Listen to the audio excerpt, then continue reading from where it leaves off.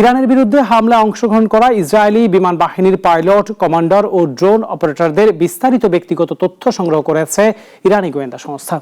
এখন দেশটি শুরু করবে প্রতিশোধ, এমনটাই দাবি করেছে তেহরান।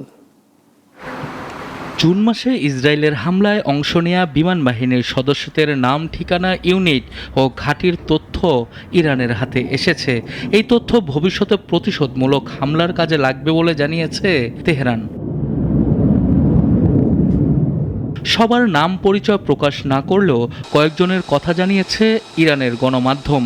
এর মধ্যে একজন মেজর ইয়েল্যাশ, স্কোয়াড্রন 119-এর ডেপুটি কমান্ডার ও তার স্বামী বার প্রিন্সের নাম প্রকাশ করা হয়।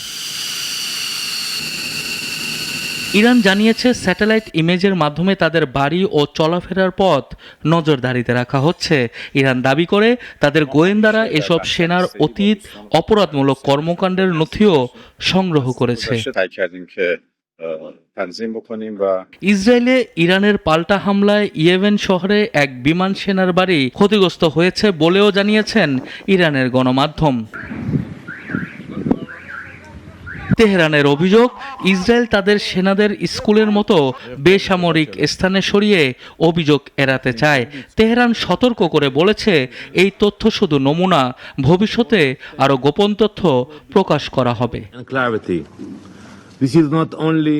ইরানের এই গোয়েন্দা তথ্য ফাঁস ইসরায়েলের নিরাপত্তা ব্যবস্থায় বড় ধরনের অস্বস্তি সৃষ্টি করেছে। এই উত্তেজনা মধ্যপ্রাচ্যে নতুন সংঘাতের আশঙ্কা বাড়াচ্ছে। সানি আহমেদ, নাগরিক।